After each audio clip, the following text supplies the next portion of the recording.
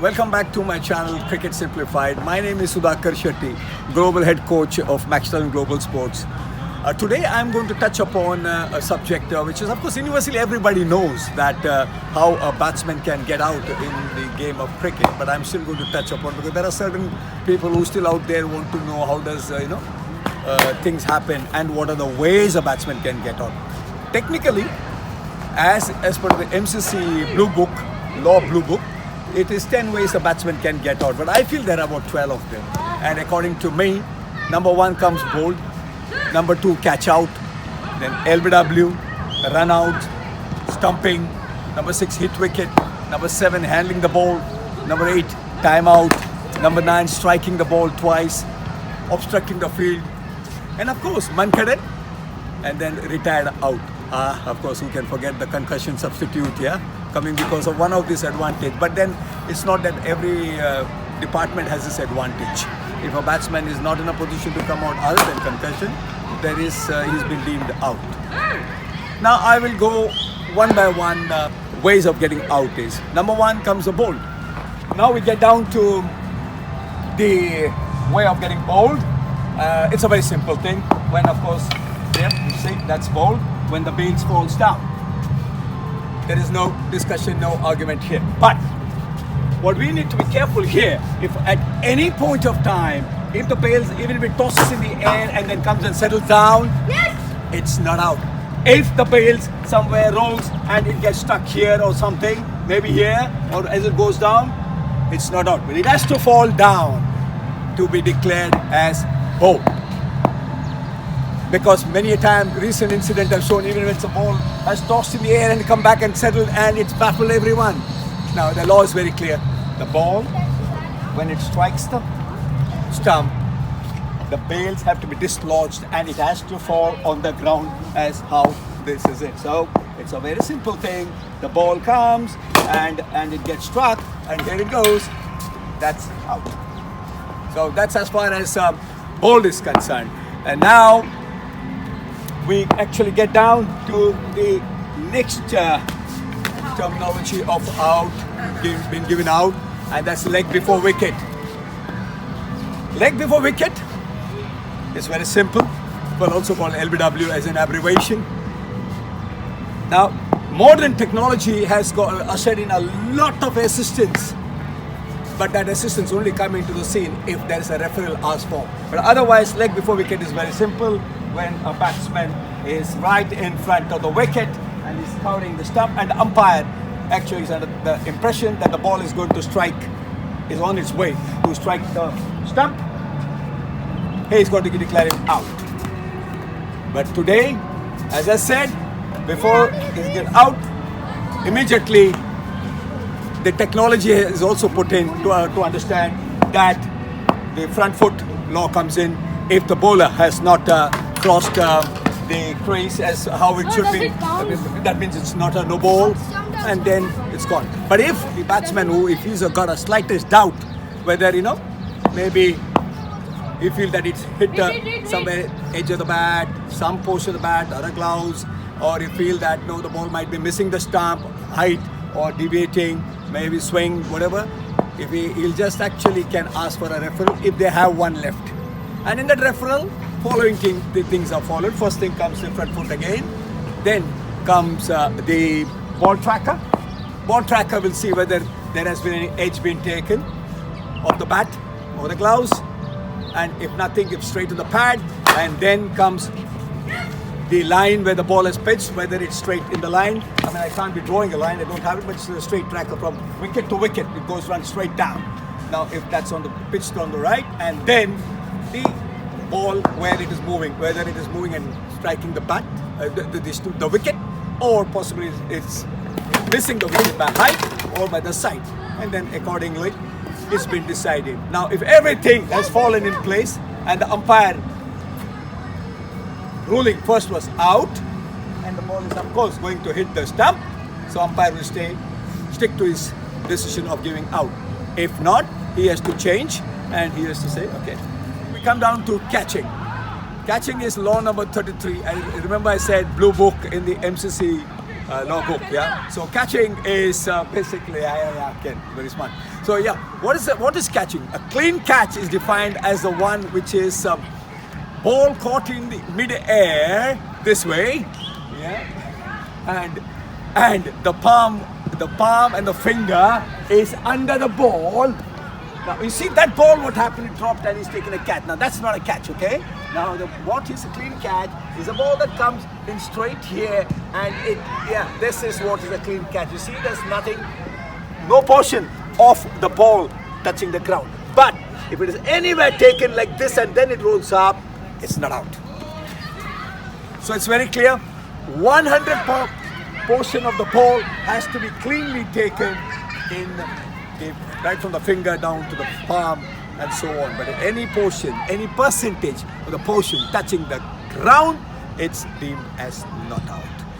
Now, of course, you know, some of those catches that has been taken, the ball crossing the boundary line, the mind-blowing catches are taken. In this, the legitimate ones are those grabbed in mid-air with no portion of the body is touching the ground and the ball is flicked back into the playing area. When I say no portion of the ball is touching, means the boundary line. You should not be, might have crossed the boundary line and then you have flicked the ball inside. So for another colleague of yours to take the catch inside the playing area, or maybe you yourself are an agile cricketer, you might yourself come in. Of course, if you look into some of those magnificent videos and mind-blowing catches today, super athletes called cricketers, they take, it's amazing. Yep. So that's as far as catching goes. Yeah, it's of course one other way of getting out, and you'll see the bowler is bowled to me. I will be missing the ball and the wicket keeper will do the rest of the job. Okay, here we go. Alright, now if you see my leg, though it's on the crease, it is deemed as out, because if it's not necessary to be out, even on the crease, it's deemed as out. So wicket keeper has done a good job. Well done. Okay, now we get down to one more scenario where for the same stumping, alright, the ball is about to be bowled, and look. Oh, you see what happened? The keeper messed it up. He dropped the bails before he could even collect the ball. So obviously, that's not out. So I get another respite as a batsman. So I stay not out. Missed the ball, and in slow motion he's taken me out. But if you see what he has done, he's collected the ball in front of the wicket. That's a no ball. So, of course, I get a respite, I get a fresh life, and I stay not out. The last one, and I kept that as the last one because it's a very vital area how a batsman get out, and that's run out.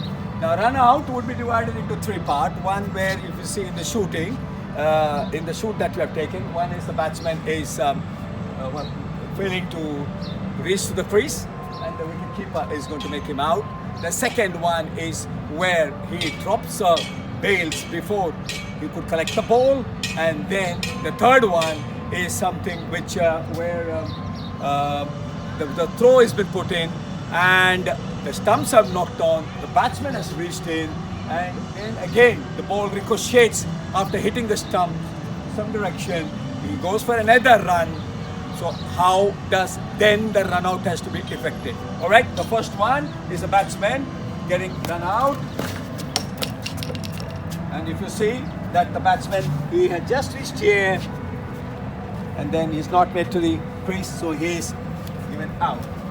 And then what we're going to have is the number 2. Okay, there we go. The ball has been struck. Yes, okay, here he comes. Okay, you see the batsman, though he was out of the crease, in the haste, the wicket keeper drops the stumps, messes it up. That, of course, is not out. The ball hits a stump, ricochets to the left, to the right, anyway, and then the wicket keeper gets a chance to do again a second attempt of run out. What does he do? Meanwhile, of course, in the first attempt, the batsman has already reached the crease. Okay, here we go. Yeah. And there he goes for the second one. He has to, yeah, that's it. So it's a plastic stump, so something gets stuck. But then you still have to take the stump in the hand, and that's how the run out takes place. Okay, he cannot again struggle and find the stumps and uproot. No. Okay, so that's how the effort of run out when the ball hits the stump and the batsman is not out, but the ball ricochets. He goes back. Wicket keeper does a job, or from the non-striker end, the bowler or a fielder can do the job by uprooting the stump in the hand. Okay, now we come down to another way of batsman getting out called Mankaded. Mankaded, by the way, just a little introduction, has been an attempt first made by the great Indian cricketer who was also captain of India called Vinu Mankad, and he was the one first who actually got a batsman out through this method, which is not very much not deemed as someone sporting at some time, but well, everything is fair in that. It's when a batsman is trying to take an advantage, obviously the bowler also can take his wicket out. Okay, now here we see as a demonstration what is Mankaded, how does it happen, and let's see what happens. We're going to have a 3 demo done. One is where the first time just keeping the spirit of the game, if it has to be kept up always, it has to be. He's just warning the batsman. Second one, of course, he makes an attempt definitely to make him out. And the third one, the street smart batsman gets away with that. All right, here we got the bowler coming in and bowling, and the batsman is and here, look at the huge advantage the batsman was trying to take. But fair enough, he's already warned the batsman. He's already got the attention of the umpire. And but in this case, of course, if it are taken out, he's declared out. Now comes again a second attempt by the bowler, and the batsman is moved out again, and now this time, of course, he's taking him out. Simple, the advantage. The batsman was trying to get. Here, he's done the damage, and the team has lost a wicket, and that's Mankaded for you. Now, of course, just to take it a little differently forward. Now look at the time. This time the batsman is thinking of foxing the bowler. And let's see. Yes, the bowler comes in, goes in, bowls, and yeah, you see he's very much there and gets a base down. He's not out, and immediately the umpire declared that as a dead ball. Right. So that's about Mankaded. And yeah, you remember the great sportsmen like Chris Gayle, and I think so many of them in the IPL also. You see that sometimes where his team, he could have done a great favor to the team by getting the batsman out, but no, spirit of the game has been upheld by this great ambassador of the game. Okay, so that's about Mankaded. And now we're getting down to the batsman getting out via hit wicket. What's a hit wicket? On your screen now. Yes, the ball comes in, batsman goes, and there the stumps is been rattled, not by the ball, but by the batsman himself. So he's been given out, and thank you, sir. Now we're getting into a situation where the batsman is obstructing the ball. When he's running towards a wicket, he suddenly sees the ball being thrown to the wicket keeper, and he knew that he's going to get out. So what he's going to do is obstruct the ball from going to the wicket keeper or hitting the stump straight. Okay, here we go. Yeah. Now if you see, he's play acted also like he's run across and obstructed. Now that's clear obstruction, and the batsman is given out. Another vital way a batsman can get out, which is not a very frequently happening thing. It's just rare occurring, but it does happen. And well, there's no way the batsman can be protected against this if he actually try to handle the ball. He's not supposed to handle the ball. He's got a bat there, so he has to do everything with the bat.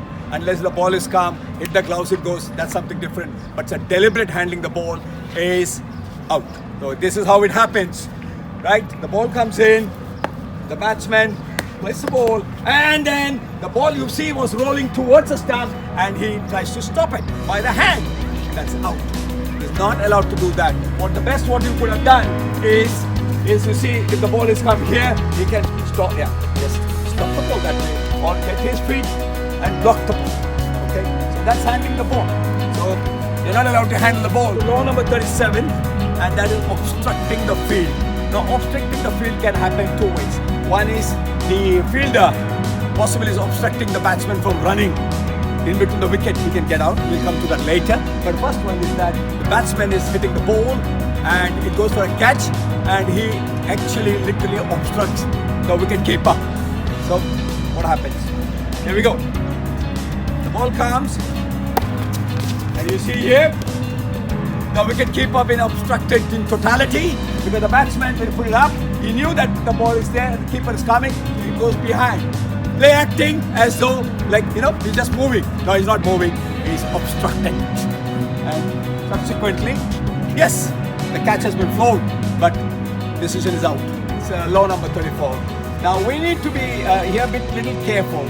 One is the batsman actually trying to stop the ball from rolling to the wicket, and he is striking it just to keep the ball away, or is it an attempt to hit it after once he has played? So if he's trying to make an effort to hit it somewhere, then the law says out. If he's trying to stop the ball, then it could be deemed as trying to save his wicket. But again, it depends. Umpire will decide what is the intent behind the shot. Okay. Now we will see Satish Chavan, our southpaw coach, with us. So he is going to make an effort into playing the ball. Here it comes, and oh yeah, seen that there was no risk he had, but yet he went after the ball to hit it. That's out. Okay, now the second one is that where the ball is rolling towards the stump, and probably, yes, he's trying to stop the ball, or maybe just push it a bit out. Yeah. Maybe, yeah, he took it on the right to the front, but he might have seen chest, but he wasn't trying to hit the ball. So that could be okay. That's been fine, all right? So that's how one of the way, the first effort of his got him out because he was trying to strike the ball twice. We now get down to a very peculiar kind of a scenario happening, and that's time out. Again, not a regular thing to happen, but then there are some time batsmen possibly they forget a glove somewhere, or they're not getting the bat, or maybe they go to the washroom, or something happened and the wicket is fallen, and the batsman to follow doesn't reach on the playground. He has to cross the batsman some of the time within the pitch, within the playground area, play area, and that has to be within 90 seconds. In the 92nd time that's given to him, if he doesn't make it, the fielding team can appeal. The umpire also can take his own decision on that of giving him out. So Cynthia, sorry you didn't make it to the ground on time, so you have to go out, okay? Thank you very much.